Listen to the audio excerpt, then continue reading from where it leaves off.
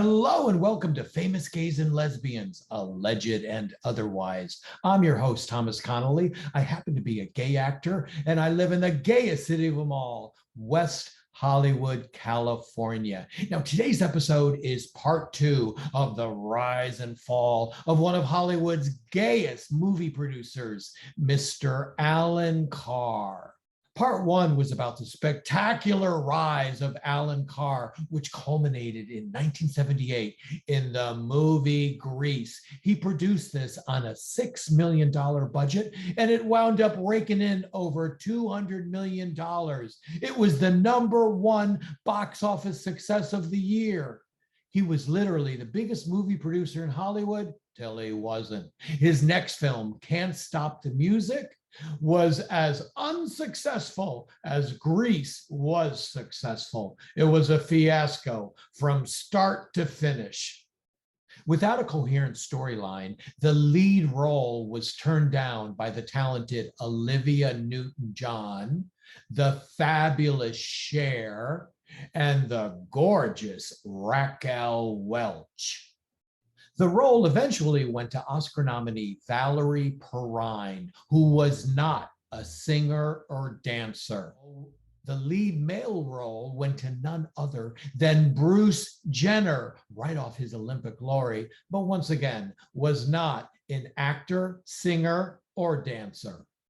To fill out the cast, Alan Carr picked newcomer Steve Guttenberg. Okay, now this is a good story. Steve Guttenberg actually said that he read for the role, and then Alan Carr said, I'm not sure. Oh, why don't you come back shirtless and in hot pants, and then I'll know. And boom, he did just that, and Steve got the part. All that method acting down the drain.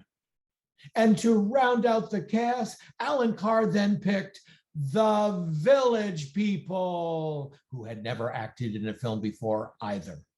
Oh, what could possibly go wrong? Oh, but wait, there's more. To direct the movie, Alan Carr chose Nancy Walker, who had never directed a movie before. And why, you might ask? He thought she was funny. The film's budget blew up to $13.5 million and wound up bringing in less than $2 million. But my #1 favorite anecdote about the film was at the red carpet premiere. Interviewer Robert Osborne of TCM was interviewing Nancy Walker. And he said, Nancy, you're walking in the wrong direction. You're walking out of the theater and not inside. She said, yeah, you don't expect me to sit through that crap. And Robert Osborne later said, I don't blame her.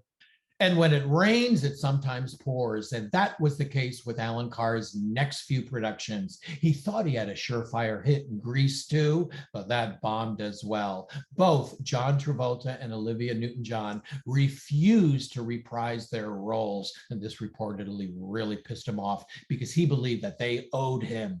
However, even though the movie was a financial bomb, it did introduce us to the lovely Michelle Pfeiffer. And the movie has something of a cult following today due to the performance of Lorna Luft in the film. You know, she's Liza Minnelli's sister.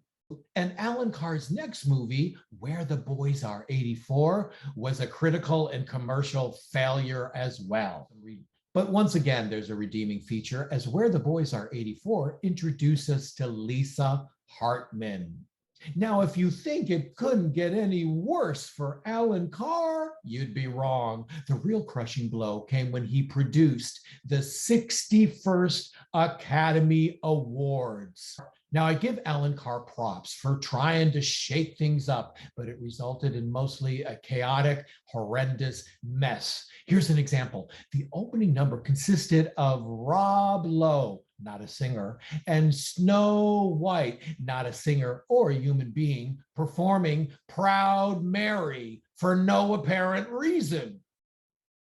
Really, I'm not making that up. Most of the show was nonsensical, and the reviews were scathing, vicious, and brutal. But the worst part, yeah, there's a worst part, came when the board of directors of the Academy of Motion Pictures of Arts and Sciences, the Oscars, led by the esteemed president Gregory Peck and 26 other members of Hollywood royalty, wrote a letter to Alan Carr saying that his production was embarrassing and demeaned the entire show business industry, and he would never be asked to produce again. And this was really a crushing blow for Alan Carr because he always revered old Hollywood. Well, don't ever count Alan Carr out. I told you he had more ups and downs in his career than Cher had farewell tours. He then pulled up his bootstraps, went to Broadway, and wound up producing one of the biggest musical hits of the year, La Cage aux Folles. It wound up winning a slew of Tonys, including one for Alan Carr. So bravo to you, Alan Carr, for a remarkable comeback. It was right around this time, though, that Alan Carr got quite sick. It's my speculation that years of yo-yo dieting and cocaine addiction really weakened his internal organs to the point where he needed a kidney transplant, which was unsuccessful. He then later developed bone cancer.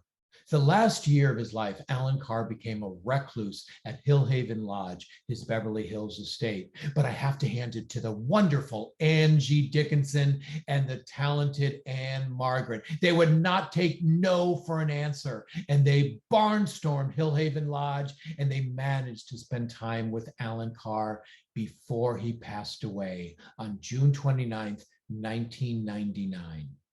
Alan Carr was only 62 years old when he died. But Alan, hey, you put the tinsel in Tinseltown. And Alan, you left the world with one of the most loved iconic movie musicals of all time, Grease. Well, this is Thomas Connolly for Famous Gays and Lesbians, Alleged and Otherwise. Hey, if you like this show, could you please like and subscribe? That would really help sustain us. Until next time, bye-bye.